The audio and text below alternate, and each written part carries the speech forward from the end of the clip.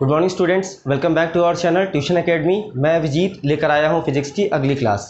तो पिछली क्लासेस में हमने चैप्टर 5 के बारे में कुछ टॉपिक्स पढ़ लिए थे। ठीक है, हमने जान लिया था कि अनुगमन वेग मतलब ड्रिफ्ट वेलोसिटी क्या होती है और रिलैक्सेशन टाइम मतलब श्रांति काल क्या होता है। ठीक है, आज हम उन्हीं के बीच में कुछ रिलेशंस जानेंगे, कुछ संबंध स्थापित करेंगे। किसके किसके बीच में? करंट और ड्रिफ्ट वेलोसिटी मतलब धारा और अनुगमन वेग के बीच में। तो चलिए बिना टाइम गवाए शुरू करते हैं अपना आज का टॉपिक। आज का टॉपिक है हमारा रिलेशन बिटवीन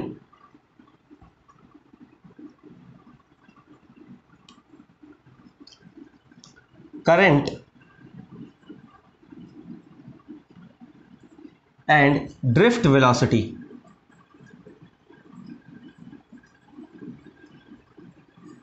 ठीक है, मतलब अनुगमन वेग तथा धारा में संबंध। ठीक है, क्या संबंध है इसमें उसके बारे में जानते हैं हम लोग। कैसे स्टार्ट करेंगे? देखिए, सबसे पहले हमने क्या बताया था आपको कि हेडिंग के थ्रू हम डायग्राम डेवलप करेंगे और डायग्राम के थ्रू हम अपना एक एम बनाएंगे और उस एम से अपना प्रूविंग कर लेंगे।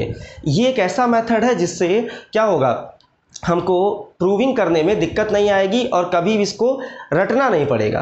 ठीक है, इसलिए लंबे टाइम तक याद रहेगा। ठीक है, तो क्या करते हैं, हम डायग्राम बना लेते हैं अपना। क्या है? धारा और अनुगमन वेग में संबंध। हिंदी में भी बता दे रहा हूँ इसको, ठीक है, क्योंकि यहाँ पे लिखा नहीं है मैंने हेडिंग में। ठीक, अच्छा डायग्राम बना लेते हैं ज़रा। मान लिया कि हमारे पास क्या है, एक कंडक्टर है। ये कंडक्टर या कंडक्टिंग वायर कह सकते हैं इसको। नॉर्मली ये हम मान सकते हैं कि ये क्या है, कंडक्टिंग वायर है। ठीक, और हमने इस वायर के दोनों एंड पे एक बैटरी से जोड़ के इसको क्या किया है, एक सप्लाई दे दी है। किसकी दे दी? वोल्ट, वी वोल्ट की, सॉरी, इसको वी वोल्ट की सप्लाई दे दी है। ठीक है, अब जैसा कि हमने इस चैप्टर के पहले वीडियो में जाना था कि कंडक्टर्स जो होते हैं उसके अंदर क्या होते हैं, कुछ फ्री चार्जेस होते हैं, फ्री इलेक्ट्रॉन्स होते हैं।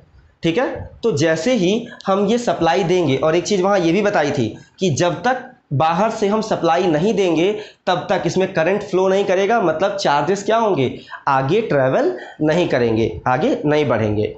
ठीक है, तो जैसे ही हम यहाँ सप्लाई देते हैं, इसमें जो इलेक्ट्रॉन्स होते हैं वो क्या होते हैं, आगे की तरफ चलना स्टार्ट कर देते हैं। ठीक है,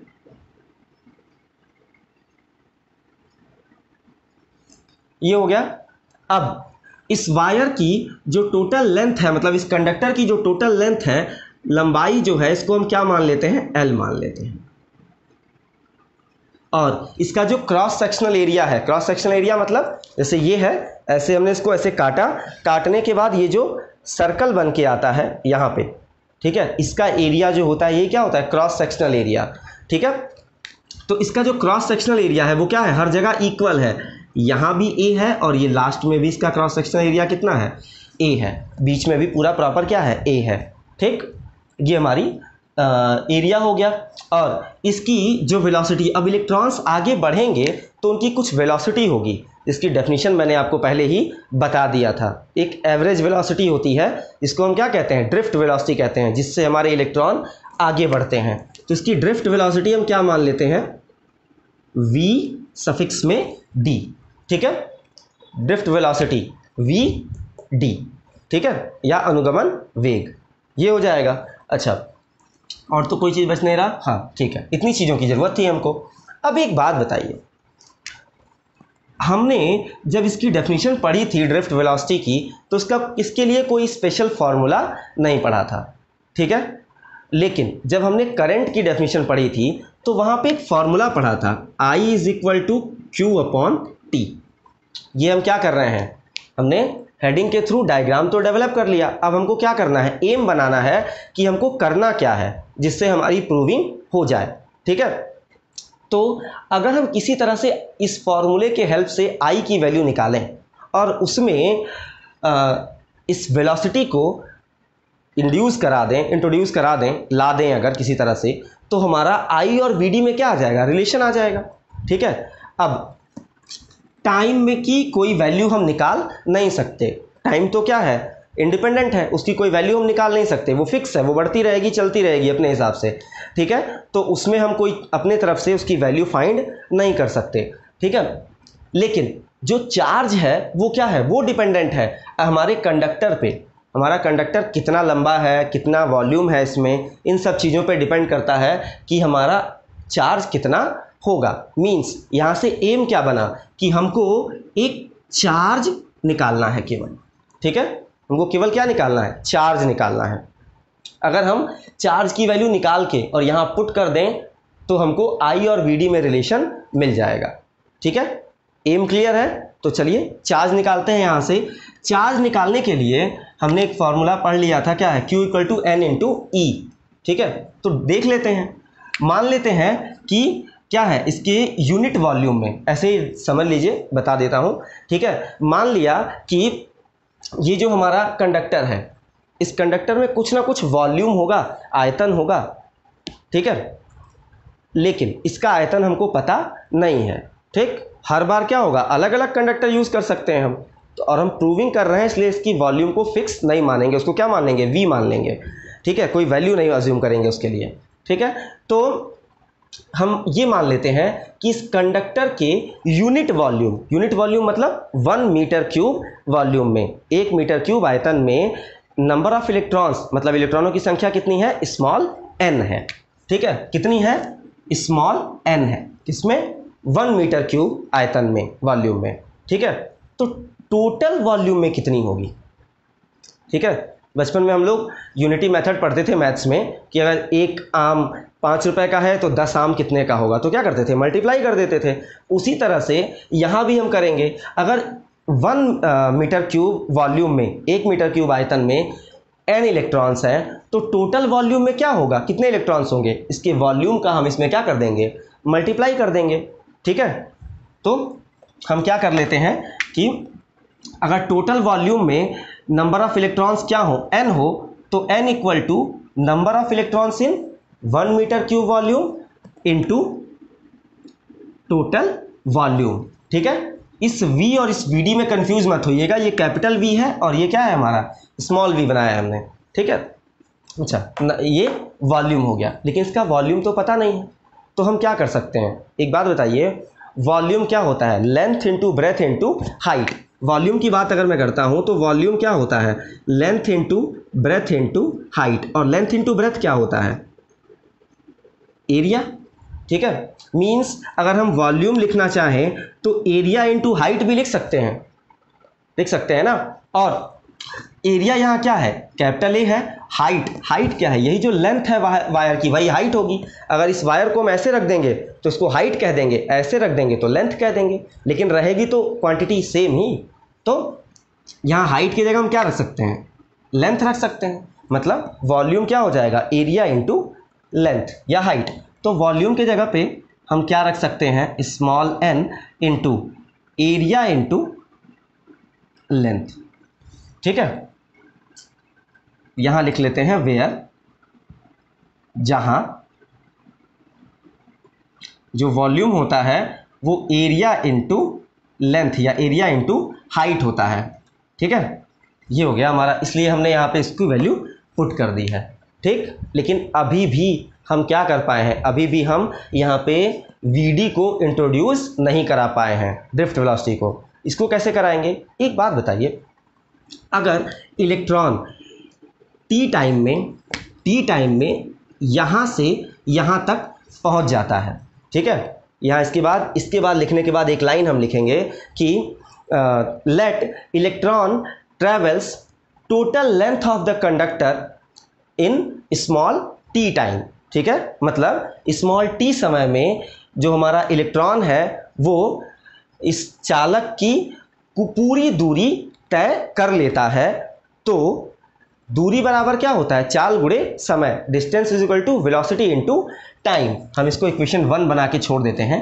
तो distance is equal to, distance कितना है, l है, ये क्या होता है, वेलोसिटी इनटू टाइम।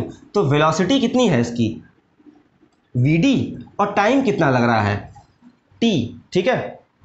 तो हम इसको क्या मान लेते हैं, T मान लेते हैं। ठीक है, तो बाई इक्वेशन 1, इसको उठा के इक्वेशन 1 में पुट करेंगे तो टोटल नंबर ऑफ इलेक्ट्रॉन्स कितने आ जाएंगे, N, A, और L की जगह हम क्या रख देंगे, VD इंटू T। ठीक है, अब इसको इक्वेशन 2 बना लेते हैं और छोड़ देते हैं यहाँ पे। ठीक, हमको नंबर ऑफ इलेक्ट्रॉन्स मिल गए। अब चार्ज निकालना क्या हो जाएगा, इजी, क्योंकि हम जानते हैं, हम क्या जानते हैं, वी नो दैट, हम जानते हैं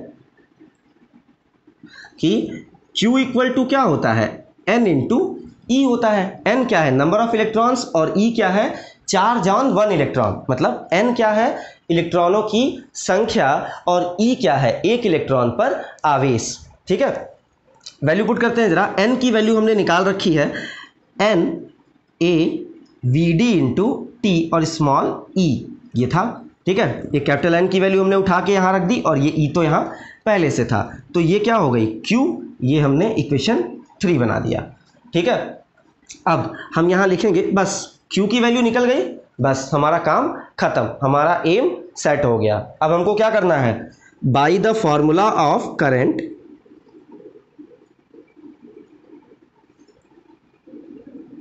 by the formula of current मतलब धारा के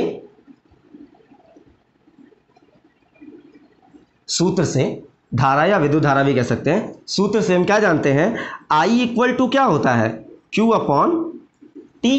यहाँ जरा हम Q की वैल्यू पुट करते हैं जो हमने निकाल रखी है, N E A V D into T।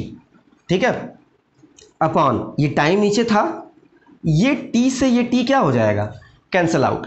ठीक है, तो यहाँ पे हमको जो रिलेशन मिला करंट और ड्रिफ्ट वेलोसिटी में, वो क्या मिला, NEAVD। तो I इक्वल टू क्या आ गया, NEAVD। ठीक है, ये रिलेशन आ गया हमारे पास, हमको मेनली यही प्रूविंग करनी थी। ठीक है, अगर बाई चांस आपसे पेपर में पूछ देता है कि find the relation between current density and drift velocity, current density बोलता है, करंट नहीं बोलता, मतलब धारा घनत्व और अनुगमन वेग में संबंध निकालने के लिए बोलता है, तो आपको इतनी प्रूविंग तो करनी ही करनी पड़ेगी। इसके अलावा हम क्या करेंगे, हम एक लाइन और लिख देंगे, अगर वो पूछता है तो, अगर केवल यही पूछता है relation between current and drift velocity, तो हम यहीं तक प्रूविंग छोड़ देंगे। ठीक है, मतलब अगर हमसे पूछता है कि धारा और अनुगमन वेग में संबंध बताइए, तो हम यहीं तक छोड़ देंगे। लेकिन अगर हमसे क्या कहता है कि धारा घनत्व और अनुगमन वेग में संबंध बताइए, तो 2 लाइन और सॉल्व करेंगे हम इसमें, इसके बाद, कि धारा घनत्व मतलब current density J equal to क्या होता है, I अपॉन A। ठीक है, इसकी डेफिनेशन मैं आपको इससे जस्ट पहले वाले वीडियो में बता चुका हूँ करंट डेंसिटी की। ठीक है, तो वैल्यू पुट कर देते हैं जरा। तो I की वैल्यू क्या आई थी, NEAVD अपॉन नीचे क्या हो जाएगा, A, इस एरिया से ये एरिया क्या हो जाएगा, कट जाएगा, तो current density J equal to क्या आ जाएगा, NEVD। ठीक है, तो आशा करता हूँ कि आपको वीडियो पसंद आया होगा, और अगर वीडियो अच्छा लगा है तो लाइक करें, कमेंट करें और अपने दोस्तों के साथ शेयर करें। Thank you.